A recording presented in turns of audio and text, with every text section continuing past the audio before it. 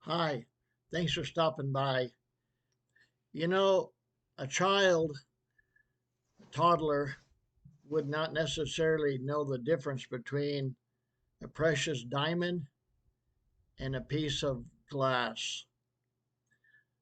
And I'm saying that because when someone explains the history and information about an object, the appreciation grows exponentially. So I wanted to give you a little history on this fiddle that I have. It starts way back in 1862. Little history lesson. In the United States, uh, in 1862, there was a vast area of land known as the Great Plains. And after the Civil War, a lot of soldiers and people did not have land, did not have a place to stay. So the government passed what they called the Homestead Act of 1862.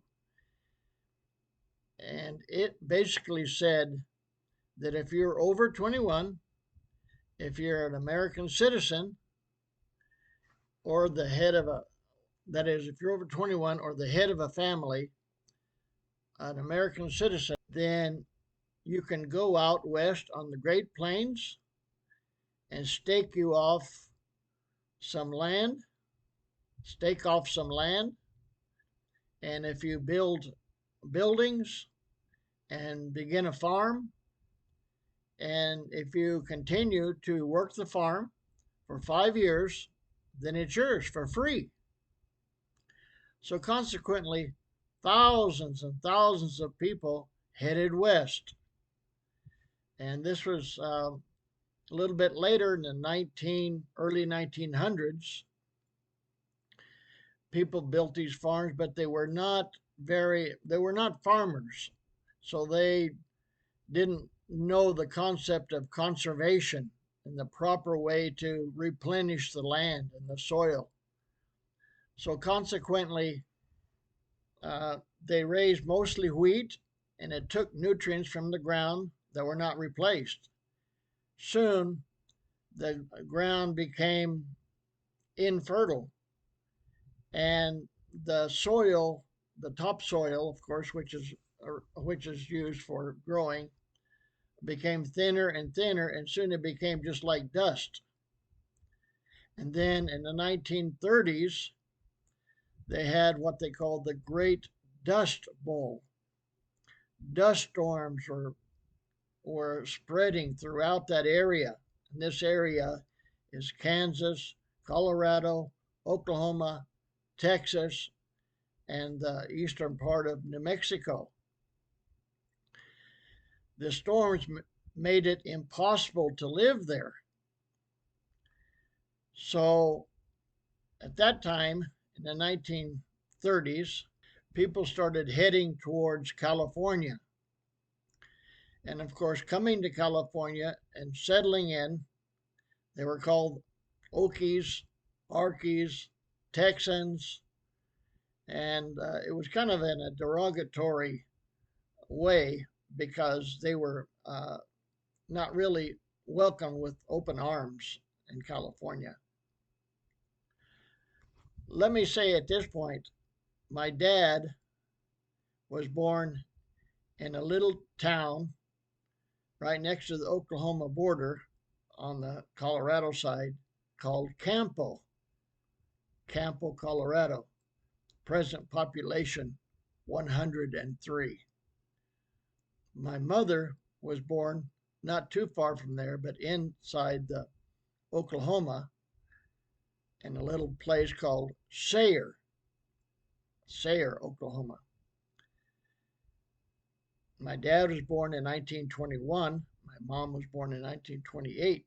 So this was during that time. And they were involved also in this big migration to California. So they moved to California, and this period of time is recorded in a book by John Steinbeck called The Grapes of Wrath. The characters that he talked about in that book about the Okies, Arkies, Texans headed towards California during the Great Dust Bowl was the story of my mom and dad.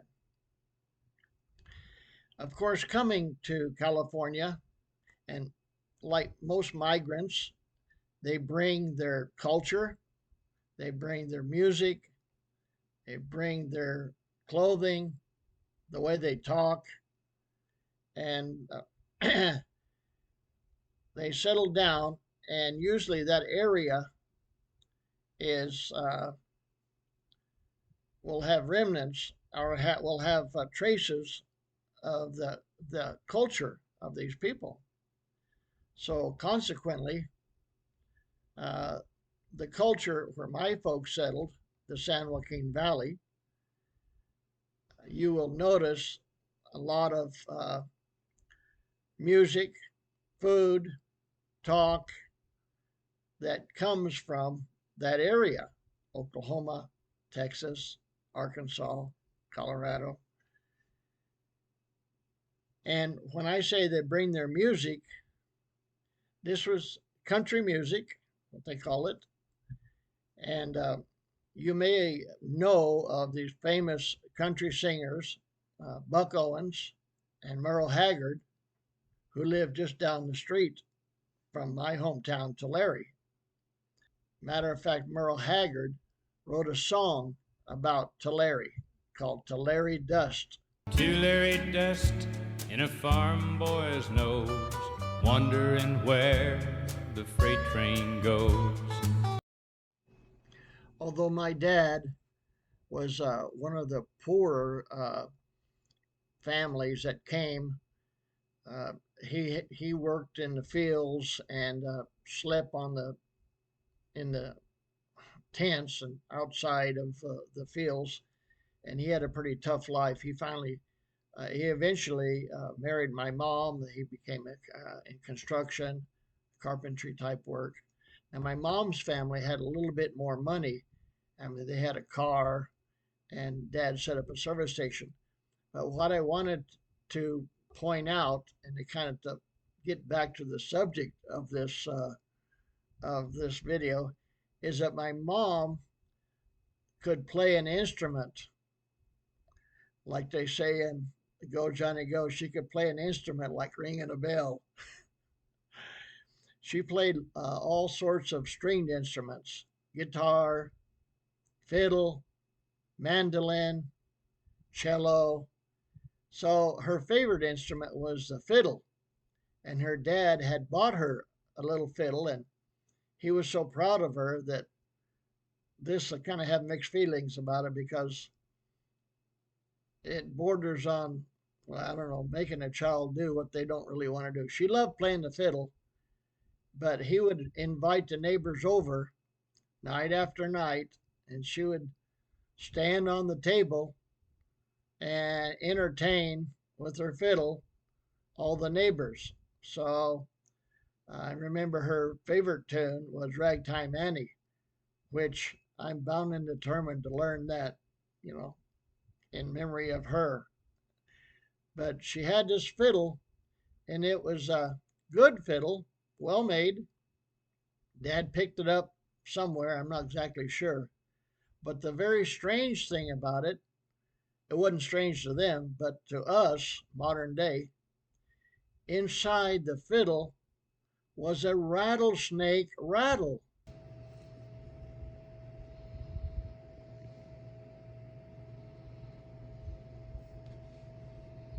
Okay. Just take the pictures. I'll just take it. Why? Well, I've tried to look that up for years and years and years. Some say it was like a superstition, good luck.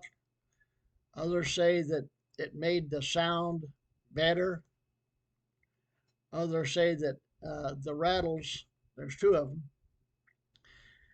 when it moved around the inside of the fiddle, it cleared the dust and cobwebs out of there. But the real story, I don't know.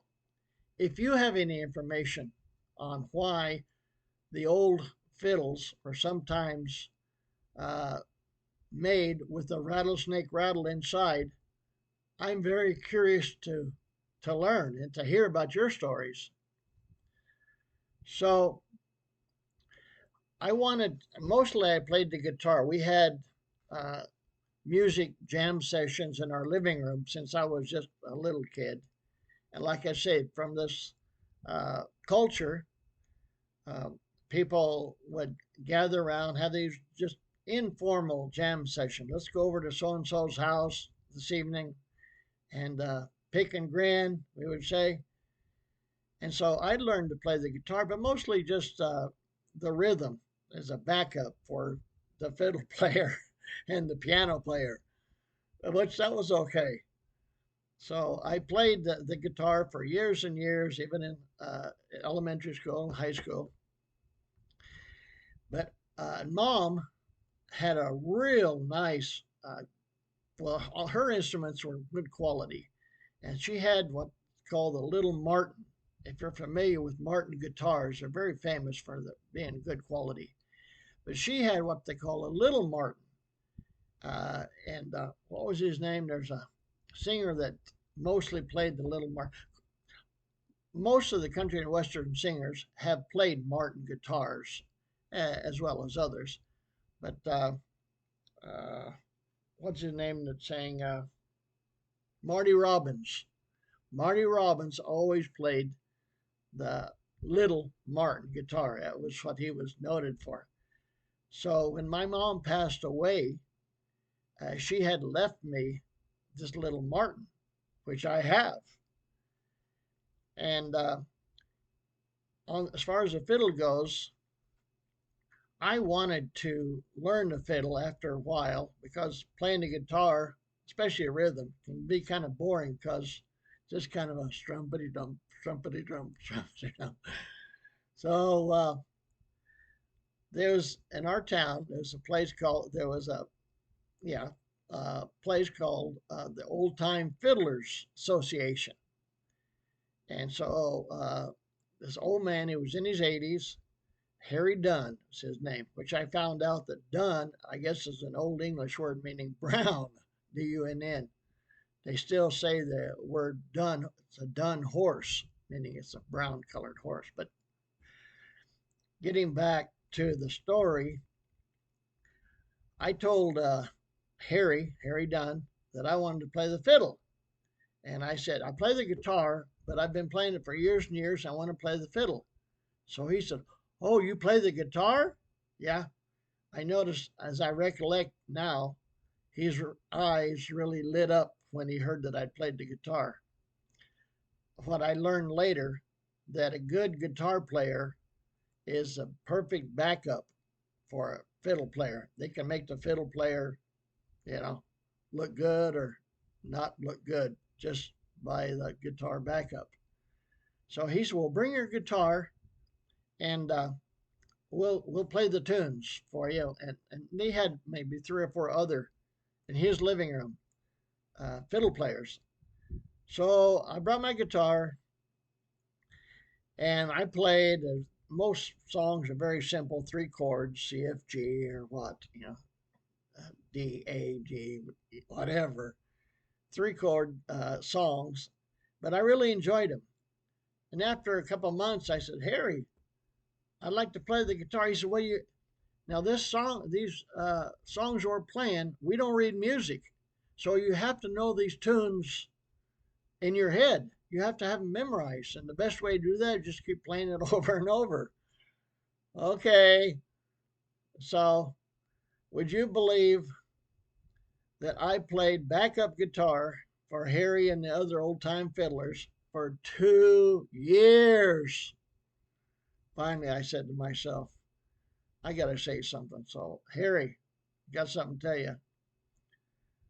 I originally came here to play the fiddle. I know how to play the guitar already. He said, "Well, do you need to?" I said, "I know that I've heard these songs, these tunes, hundreds of times. I don't think you realized it, but I've been here 2 years."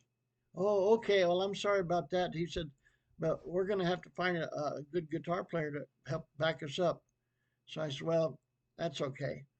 So finally, I went, and I should have done this in the first place. I asked my mom, "Mom, I'm going to play the fiddle." She said, "Sure, I'll back you up on the guitar." Oh man, why didn't I think about that a long time ago? So she handed me this fiddle, and like the little boy who didn't know the value difference between a diamond and a glass, I took the fiddle. "Oh, okay, kind of old." And then little by little, the respectometer went up as I realized the history of this fiddle. And so she helped me play, but it was I was just getting ready to retire, and so I just learned basically how to hold it and the string to tune it, and I didn't really learn that much on how exactly how to play it. And then I had retired, moved to Mexico, and a couple of years I came back, and then moved to Philippines. And if you followed me in the Philippines, I bought a guitar and I bought a fiddle. But this fiddle, this violin that I bought, it was cheap. I think it was like $50 or 60, and a good violin, hundreds, thousands of dollars. Even the bow can be thousands of dollars. So, and the bad thing about a violin, a cheap one, you have to constantly tune it because of the string stretch and the tuner parts there. They don't. It's just not good quality. If you've been around it, good quality things are worth the money. So when I left the Philippines 3 months ago, I gave the fiddle, the violin, and the guitar to a neighbor. She was wanting to learn, so it was good. So if you followed my videos, I went back to my friend Terry Casey, and he was storing the Martin and this fiddle. So I picked it up from him, brought it back. The Martin's still in fairly good shape. But if you saw that video, when I opened that fiddle case, oh, looked like a bomb went off.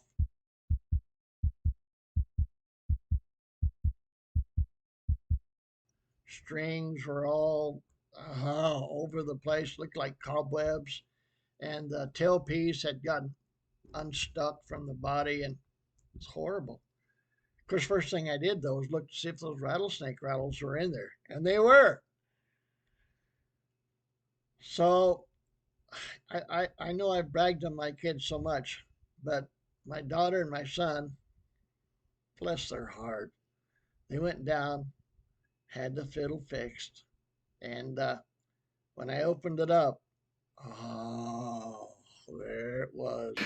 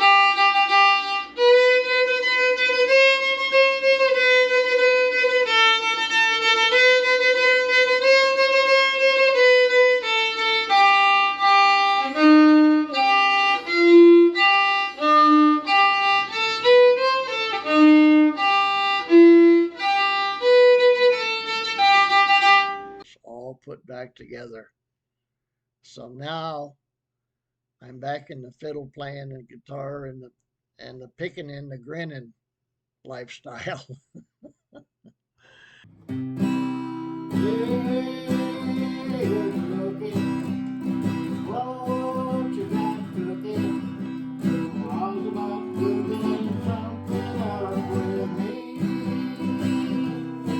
I got a hot rod for in a $2 bill. I know a spot right over the hill. There's a soda pop and a dancing tree. So if you wanna have fun, come along with me. Say hey, good living, what you got cooking? How's about cooking something up with me? Yeah, baby. So I just wanted to give you not only the history of the fiddle, but it's a little bit of a history of the United States and why the Central Valley of California sounds like and looks like uh, the the Great Plains area of the United States. So now you know the rest of the story. Thanks for stopping by. Talk to you later. Bye bye.